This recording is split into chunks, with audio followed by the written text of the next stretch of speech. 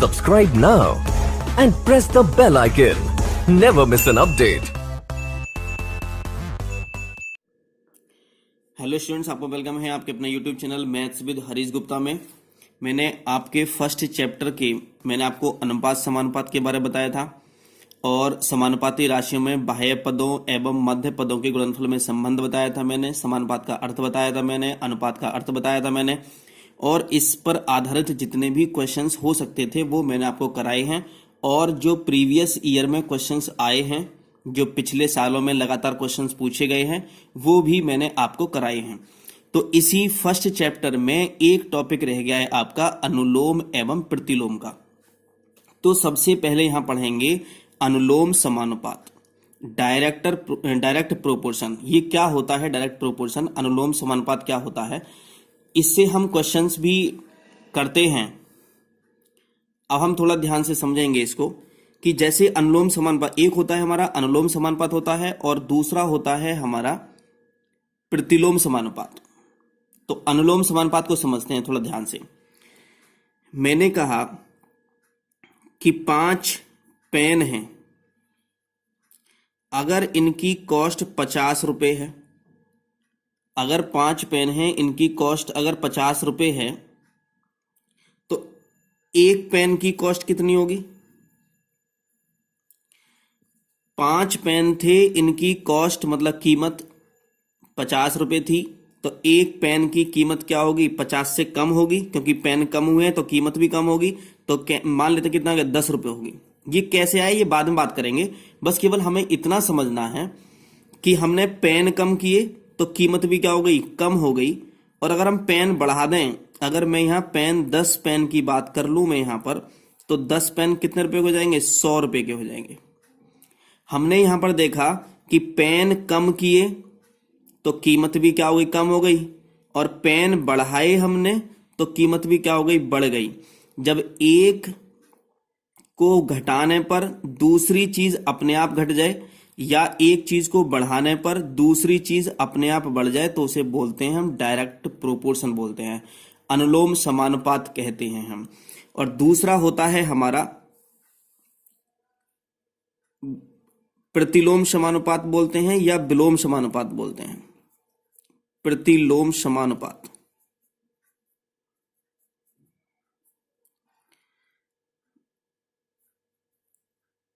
इसको बोलते हैं इनवर्स प्रोपोर्शन। इनवर्स प्रोपोर्शन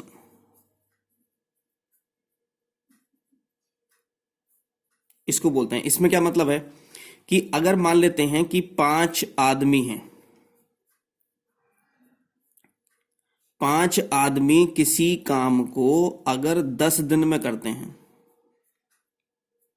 या मैंने कहा 20 दिन में कह दिया, 20 दिन में करते हैं। 5 आदमी हैं, किसी काम को कितने दिन में करते हैं? 20 दिन में करते हैं। अगर हम आदमी बढ़ा दें, अगर मैं यहां 10 आदमी कर दूं कि 10 आदमी अगर काम करेंगे किसी काम को, उसी काम को, तो एक बात समझने की यह है कि 5 आदमी करते थे 20 दिन में, तो 10 आदमी कितने दिन में करेंगे? कम दिन में करेंगे या ज्यादा दिन में करेंगे? अरे आदमी बढ़ा दिए तो दिन क्या लगेंगे? कम लगेंगे। दिन लगेंगे कम लगेंगे। कम कितना लगेंगे? तो मैंने कहा 10 आदमी कितने दिन में करेंगे? 10 दिन में करेंगे। ये कैसे आया है, ये कैसे आएगा, ये बाद की बात करेंगे, क्वेश्चन से बात करेंगे। आप बस केवल ये समझो कि मैंने आदमी यहां ज्यादा किए तो दिन क्या हो गए? कम हो गई। एक चीज बढ़ाई तो दूसरी चीज क्या हो गई? कम हो गई। अगर मैं यहां पर आदमी अगर मैं कम कर दूं, आदमी कम कर दूं तो ये क्या जाएंगे? दिन बढ़ जाएंगे यहां से। तो बस केवल इतना आप समझो कि मैं यहां पर क्या कर रहा था, अगर मैंने यहां पेन बढ़ाए तो कॉस्ट मतलब कीमत भी बढ़, पेन घटाए तो कीमत भी क्या हो रही थी? कम हो रही थी, घट रही थी। और अगर मैं पेन बढ़ा रहा हूं तो यहां कीमत भी क्या हो रही है? बढ़ रही है। ओके। लेकिन जैसे ही मैंने आदमी और दिन की बात की मैंने यहां पर, तो 5 आदमी थे, जैसे ही मैंने आदमी ज्यादा किए तो दिन क्या लगेंगे? कम लगेंगे। और इसी को हम बोलते हैं प्रतिलोम समानुपात और इसको बोलते हैं हम अनुलोम समानुपात बोलते हैं। अब इनके क्वेश्चंस कैसे पूछे जाते हैं, कैसे क्वेश्चंस आएंगे आपके लिए, तो मैं आपको क्वेश्चंस को सॉल्व करा देता हूं। एक क्वेश्चन मैंने ये ले लिया कि 4 गेंदों का मूल्य 20 रुपए है, तो 2 गेंदों का मूल्य कितना होगा। तो हम इसको अनुपात से वैसे भी हम सॉल्व कर सकते हैं, लेकिन मैं आपको यहां सिखाऊंगा एरो का यूज करना, तीर का यूज करना। ठीक है, तो कैसे तीरों का यूज करेंगे हम थोड़ा ध्यान समझते हैं जरा। सॉल्व कैसे करेंगे इसको तीर वाले से। तो ऐसे क्वेश्चंस को, जैसे ये अनुलोम और मैंने प्रतिलोम अभी अब मैंने आपको बताया था, तो इन क्वेश्चंस को करने के लिए हम तीर का यूज करेंगे। ठीक है, तो कैसे यूज करेंगे, तो हमें ये नहीं पहचानना कि ये अनुलोम का है या प्रतिलोम का है, ये नहीं देखना हमें बस क्वेश्चन सॉल्व करना है, वो अपने आप समझ में आ जाएगा। अब हम यहां बात करते हैं गेंद, गेंद लिखते हैं और यहां लिखते हैं हम मूल्य रुपए में। 4 गेंद दी हैं 20 रुपए की, तो गेंद के नीचे गेंद लिखेंगे 4, और कितने रुपए की हैं, 20 रुपए की हैं।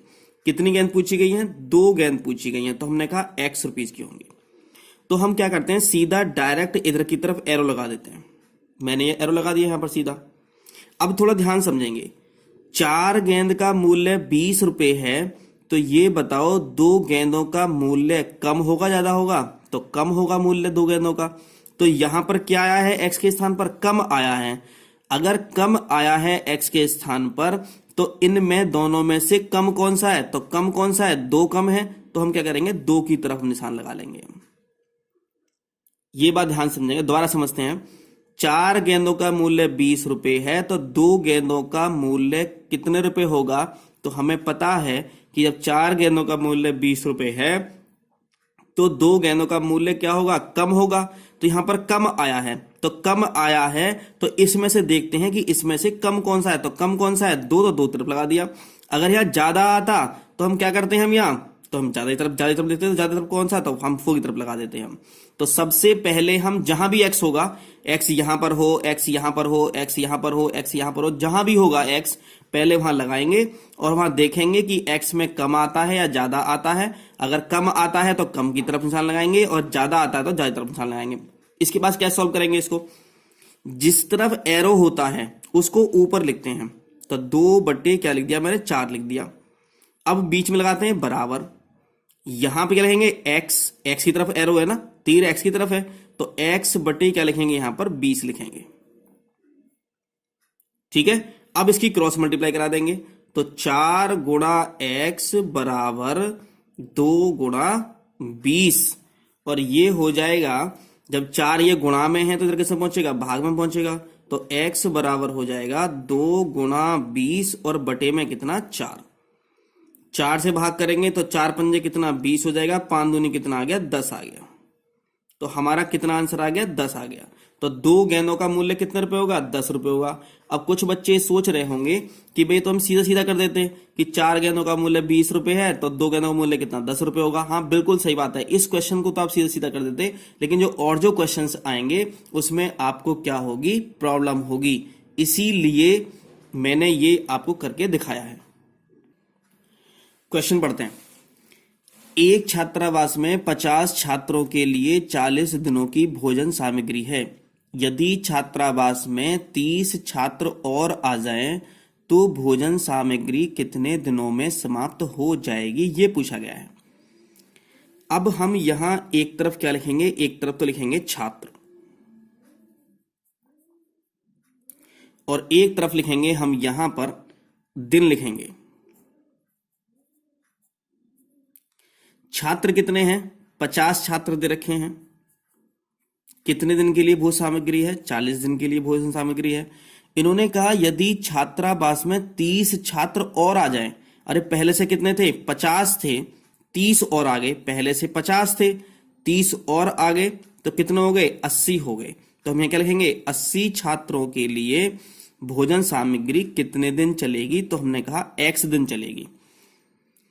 अगर ये कहता कि 30 छात्र चले गए, तो 50 माइनस 30 मतलब 20 कहते, तो यहां पे क्या लिखते हैं हम, 20 छात्र लिखते हैं हम। लेकिन इन्होंने कहा क्वेश्चन में कि यदि छात्रावास में 30 छात्र और आ जाएं, तो 50 तो पहले थे, 30 और आ गए, तो कितने हो गए, 80 हो गए।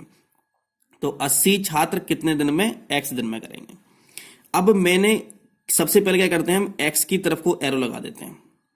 अब हम ये देखते हैं कि यहां से स्टार्ट करते हैं कि 50 छात्र कोई एक भोजन सामग्री, थोड़ा ध्यान समझो जरा, कि कोई भोजन सामग्री है, कोई राशन है, वो 50 छात्रों के लिए 40 दिन चलता था।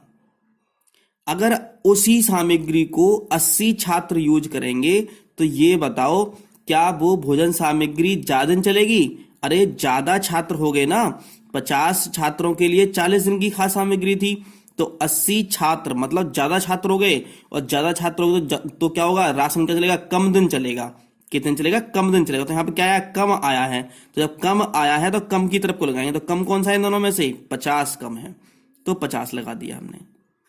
ठीक है, सबसे पहले x की तरफ लगाएंगे, फिर यहां से पढ़ना स्टार्ट करेंगे तो समझेंगे कि 50 छात्रों के लिए कोई भोजन सामग्री 40 दिन की थी, 80 छात्रों के लिए भोजन सामग्री क्या हो जाएगी, कम दिन के लिए होगी। समझ रहे हो ना? अगर छात्र कम हो जाते तो दिन क्या जाते, यहां पर बढ़ जाते यहां पर। तो यहां पे क्या है, कम आया है, तो कम कौन सा है, तो 50 है। अगर यहां ज्यादा आता तो हम 80 तरफ को लगाते हैं हम निशान यहां पर। ठीक है ना? अब ये क्या हो गए, दोनों विपरीत चिन्ह हो गए। तो विपरीत चिन्ह का मतलब है, ये क्वेश्चन किसका है, ये तुम्हारा प्रतिलोम का क्वेश्चन है ये। ठीक है ना? लेकिन इससे मतलब नहीं है, हमें तो क्वेश्चन सॉल्व करने से मतलब है। तो हम क्या करेंगे, तो जहां एरो लगा हुआ है उसे ऊपर लिखते हैं, तो 50 बटे नीचे क्या लिखेंगे, 80 बराबर लगाते हैं बीच में, और जहां एरो लगा हुआ है उसको क्या लिखते हैं, ऊपर लिखते हैं, तो x बटे कितना, 40।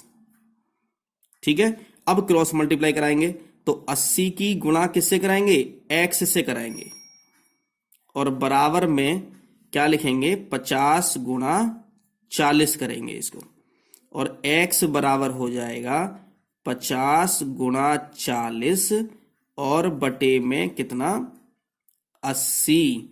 तो 0 से 0 कैंसिल हो गया, 4 दूनी कितना, 8 हो जाएगा, फिर 2 से कर देंगे इसको, कितना हो जाएगा, 2 दूनी 4, 2 पंजे 10, कितना आ गया, 25 आंसर आ गया।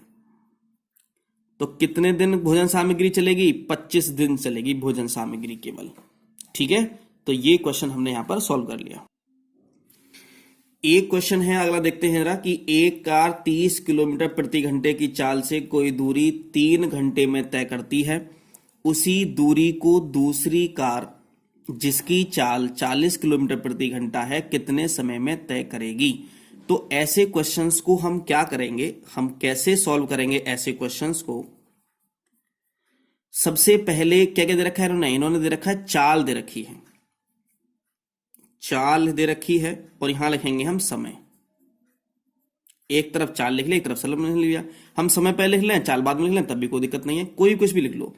तो चाल कितनी है, 30 किलोमीटर प्रति घंटा, और समय कितना है, 3 घंटे है। तो समय है इन्होंने दे रखा है घंटों में, और चाल दे रखी है किलोमीटर पर आवर। चाल का मतलब स्पीड और समय का मतलब टाइम।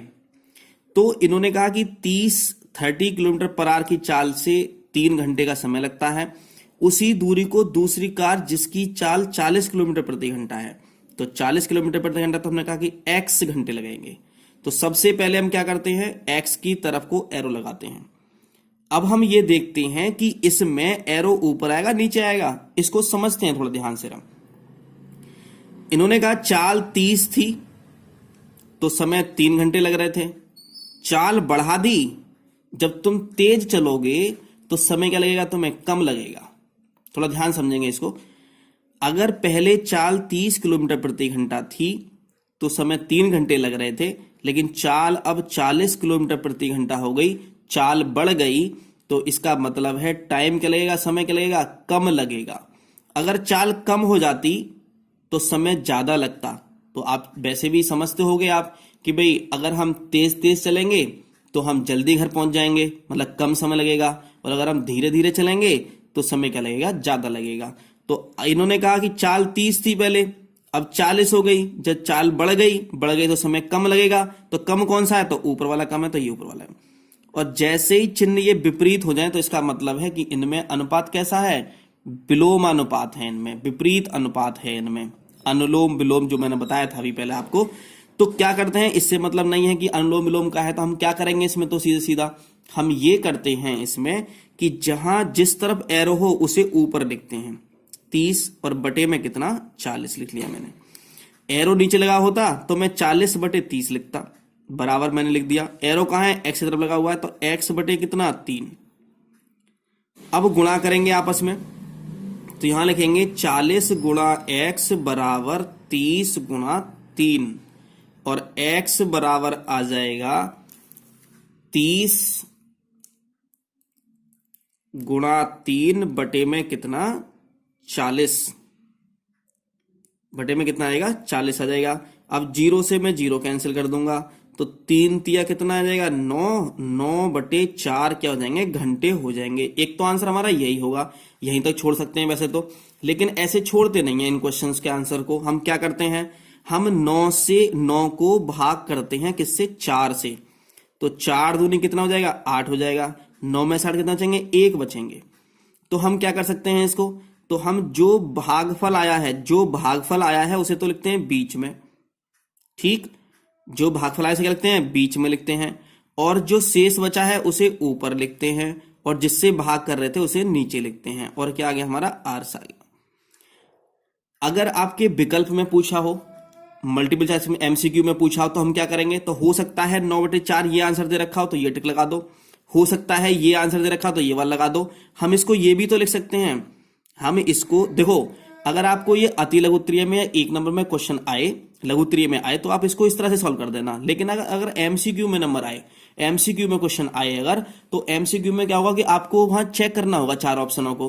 तो मैं सारे आंसर बता देता हूं इसको कैसे कैसे लिखे जाते हैं। ये एक तो आंसर ये हो गया, एक आंसर ये हो गया। अगर मान लो ये दोनों ही ऑप्शन में ना हो तो हम क्या करेंगे, तो हम इसको क्या लिख सकते हैं, हम इसको लिख सकते हैं 2 आवर्स और 1/4 आवर्स। आवर्स का मतलब घंटे, तो 2 इनको अलग अलग लिख सकते हैं। इसको 2 आवर्स अलग हो गया, 1/4 आवर्स अलग हो गया।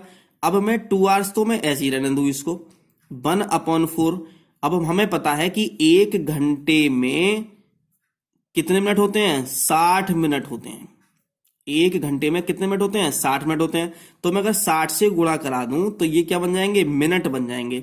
तो 4 से भाग कर दो इसे, तो 4 एकम 4, 4 पंजे 20, तो ये हो गया 2 घंटे 15 मिनट, और यही हमारा आंसर आ गया।